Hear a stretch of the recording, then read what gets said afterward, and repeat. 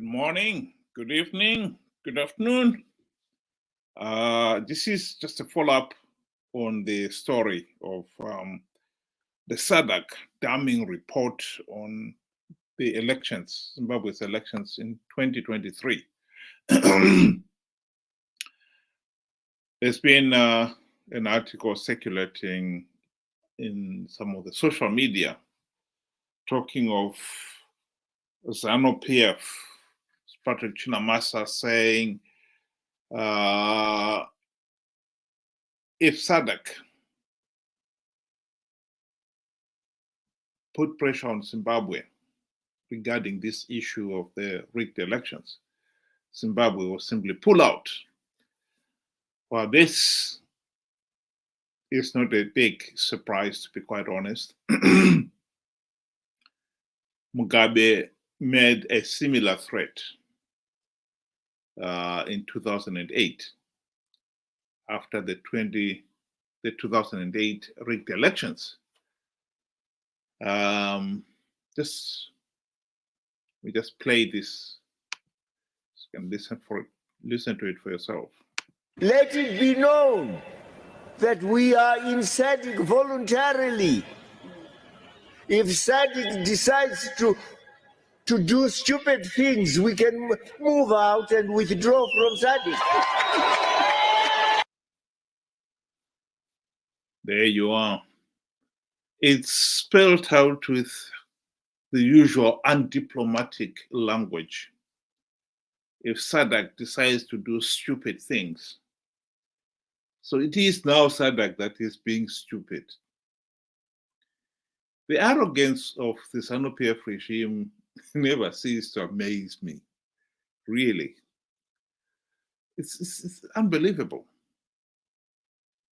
In this article that's circulating on social media, is titled Bold or Stupid. Zanu PF considers pulling Zimbabwe out of SADC. And in it, it quotes Patrick Chinamasa saying, a top Zanu PF official, Patrick Chinamasa, said, Zanu PF stands against neocolonialism. And even those who claim to stand against it during the day, but embrace it during the night. In other words,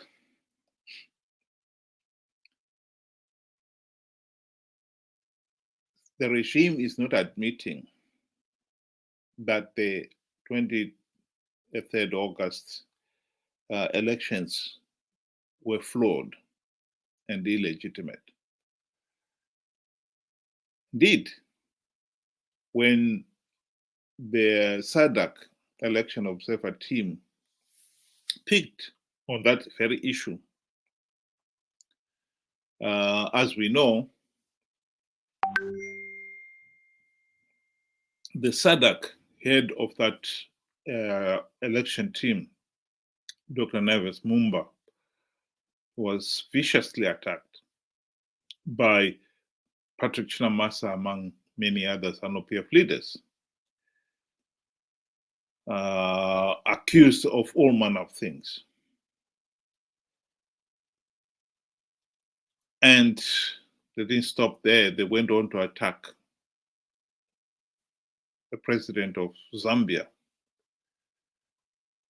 President Hichilema. This is a regime that is so arrogant that it does not accept it can live by the rules. This, of course, as a Zimbabwean or anyone familiar with the history of Zimbabwe will know, could pulling out or leaving institutions it's not a new thing to Zimbabwe. In 2003, Zimbabwe was being censured by the Commonwealth for failing to hold free, fair, and credible elections. And the regime reacted in a similar manner, arrogantly.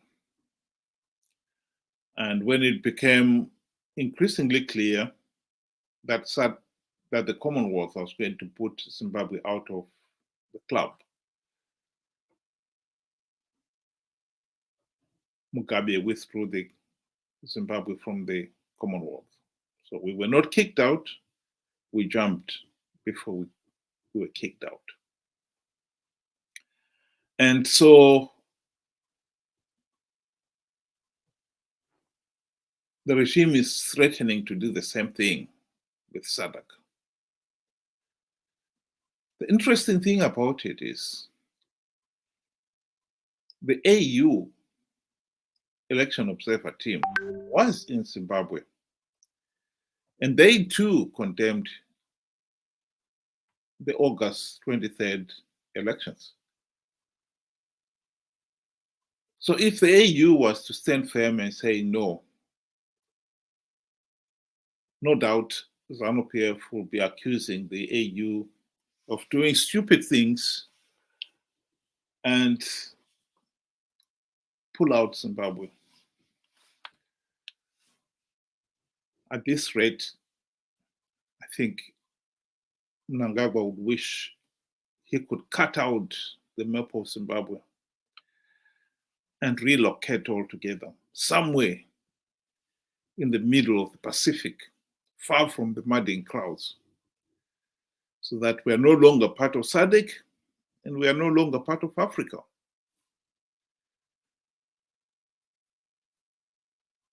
But how long are we going to stay there in the middle of the Pacific before we pick a quarrel?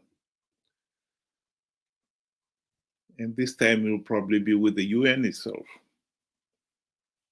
And what next? No doubt the regime would want to leave the UN. And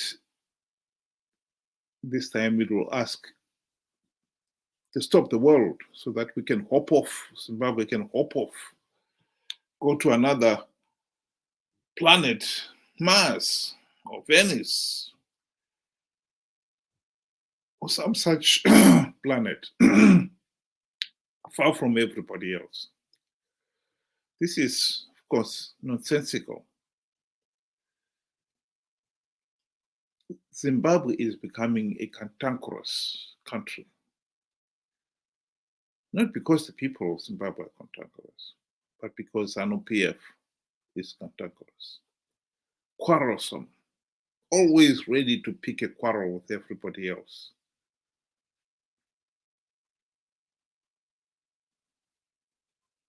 Zimbabwe, Zanu PF stands against neocolonialism. Where is the neocolonialism in saying you failed to hold free, fair, and credible elections? Is Zanu PF trying to justify rigging elections in the name of fighting neocolonialism?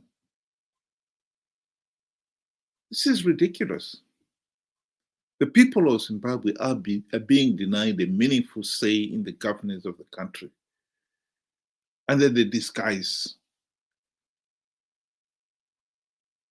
that the regime is fighting to stop those seeking regime change, the West seeking regime change. As if we, the ordinary Zimbabweans, are incapable of making up our own mind on who should govern the country. We are being denied a meaningful vote, a meaningful say in the governance of the country for fear that we will pick the wrong government. It's ridiculous. Absolutely ridiculous. I think this is the reality that we are facing in Zimbabwe. And we really have got confronted head on. The people of Zimbabwe have the right to a meaningful say in the governance of the country.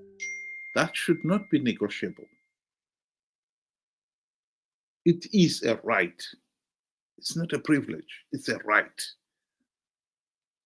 And they've been denied that right for the last 43 years. This really must come to an end. This must end. And I hope that SADC really takes this very seriously and with a sense of urgency that the matter demands.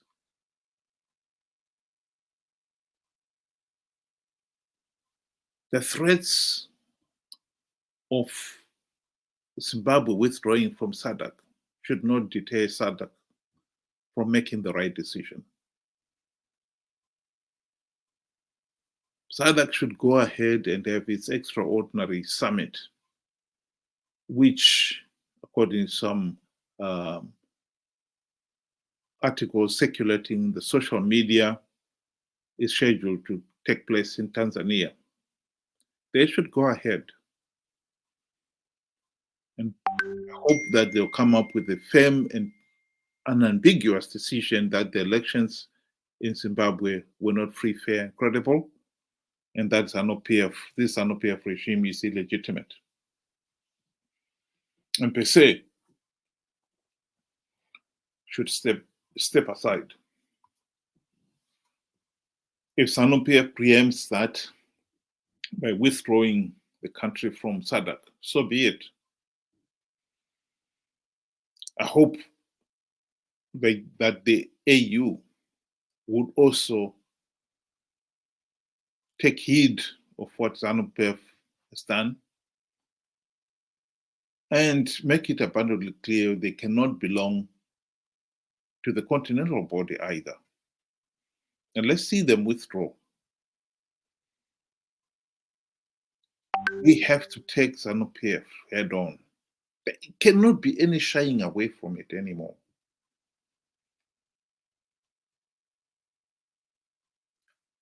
I seriously hope that SADC is not going to be scared by all these threats from Zanu PF. Neither are the people of Zimbabwe. Zimbabwe is a country that has got a lot of potential. Indeed, the Japanese writer and scholar Ken Yamamoto, after living in Zimbabwe for a while and studying the country's potential and so forth in the early 80s, he said that Zimbabwe had the potential to become the South Korea of Africa. Prosperous, peace, and an economic powerhouse in its own right.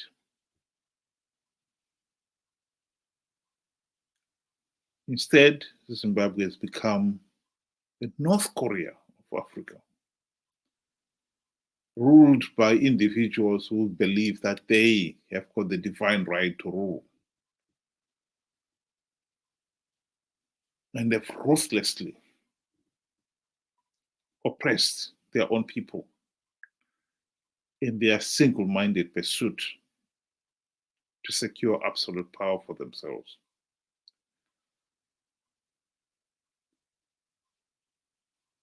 Many countries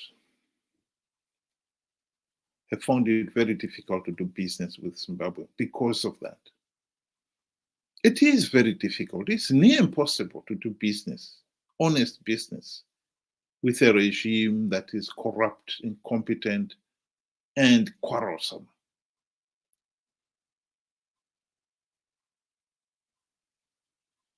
We cannot, as a people, I think it's a question of,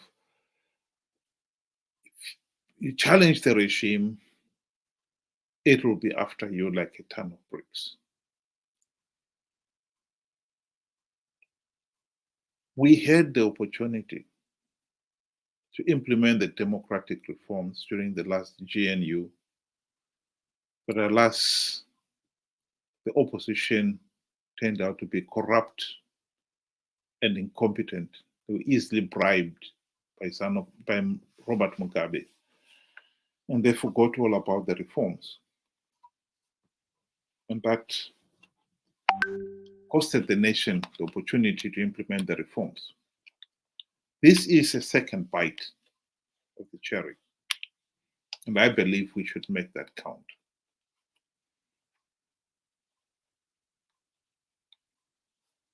I would like to reiterate what I've said before, that SADC, I believe SADC, when it formed the Government of National Unity in 2008, was of the view that they would deliver the democratic reforms. But I think they underestimated the cunningness of Mugabe and the sheer corrupt and incompetence of the opposition. There's no shame in admitting it now. I think they should admit it. If SADC go ahead with this decision to uphold the SADC election report on Zimbabwe, and I think it is very difficult for them to ignore it. If they uphold it, then they've got also to accept there is no point in creating a new GNU and allowing the same cantankerous Zanu PF to play a part in it. Nothing will be achieved. If anything at all, maybe some of the reforms may be implemented half-heartedly. And it will just be a matter of time before the country reverts back to the default position we are in.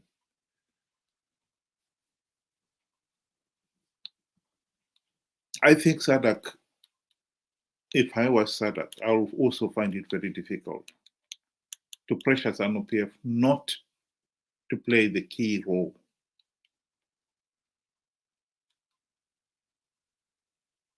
I think SADC needs help. They should admit they need help. The SADC Secretariat should be instructed by the SADC heads to make inquiries, the possibilities of getting the UN to step in and assist. They tried last time and it was a failure. No one can deny that the 2008 to 2013 GNU had the potential to implement the democratic reforms and get Zimbabwe out of this mess. It did not. And now SADC is going to say, okay, we failed. Let's get somebody else who can at least help get the right formula. And I think the right formula here is to insist that Zanu PF cannot hold the country to ransom. And one of the reasons actually why Zanu PF is becoming increasingly cantankerous is that the regime itself must also realize that if it was ruled to be illegitimate, the chances of it being allowed to play the key role in the new interim administration and to be able to stop the reforms the same way that Robert Mugabe managed to stop the reforms during the last GNU is becoming increasingly unlikely. And I think that fear is what is driving the Zanu PF regime to become so difficult to deal with. Zanu PF is not going to give up power without a fight. That is a fact. But we must also make it very clear that we are not going to allow the regime to hold the nation to ransom anymore. After 43 years of rigged elections, Zanu PF cannot hold the country to ransom anymore.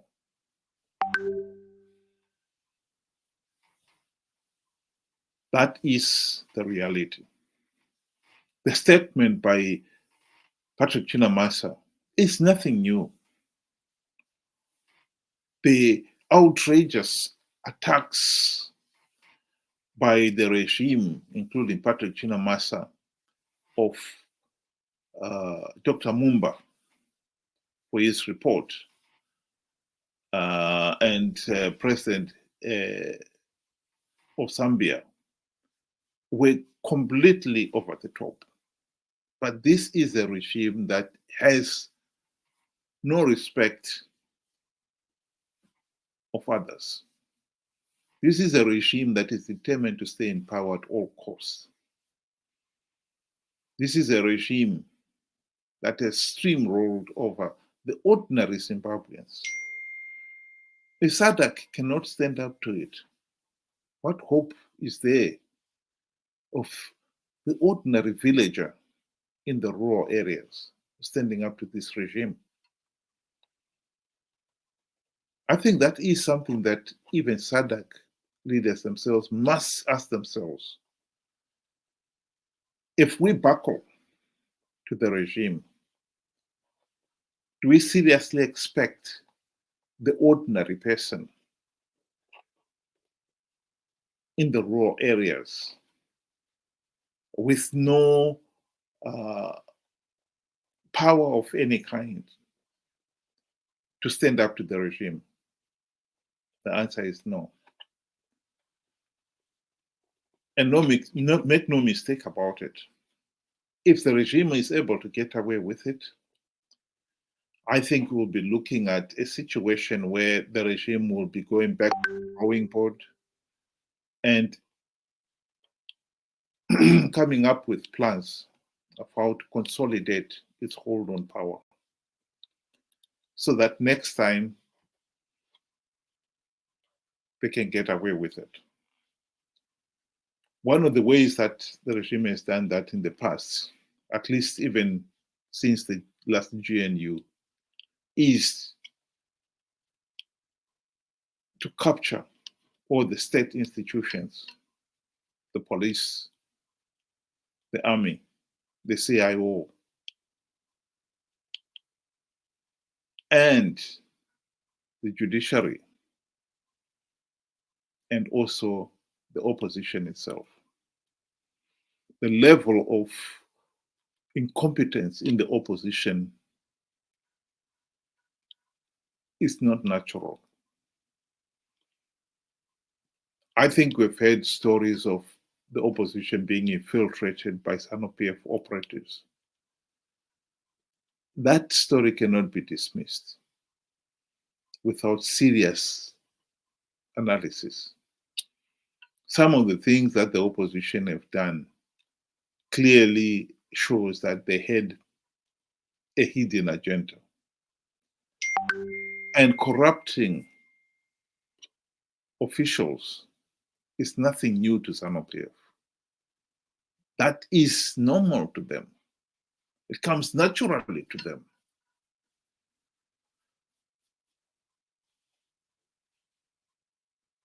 And therefore, then we will be looking at a situation where the opposition would be nothing more than an extension of Zanu PF, just as the police, ZEC, and other institutions are Zanu PF in all but name. It will become even more difficult to remove this regime. We have got to do it, and we must get it right. And I think that the pressure must be piled on. We want SADC to uphold the SADC election report and tell Zanu PF in no uncertain terms that the regime is illegitimate. If they withdraw from SADC, so be it. The AU condemned the August election. They too must tell Zanu PF that they are illegitimate. If the regime decides to withdraw from the continental body, so be it.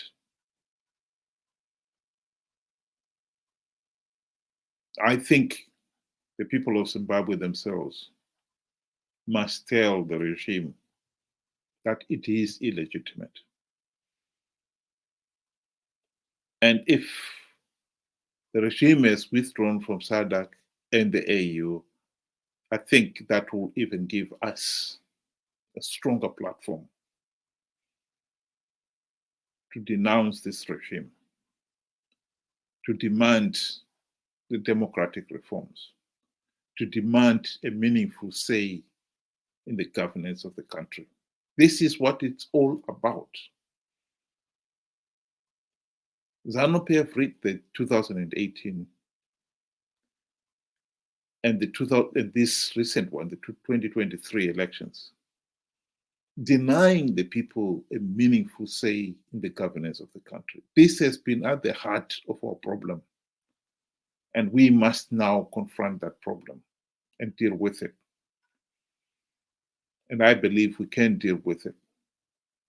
All we need is SADC to help us and firm and not be coerced by the regime. The next few days are going to be interesting in that regard.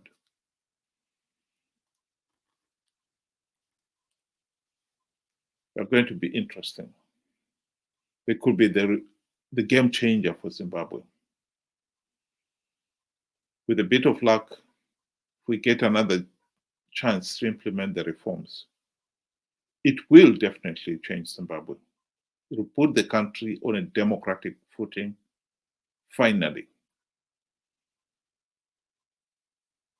Finally. I think it is a good note on which to finish this discussion. Good night.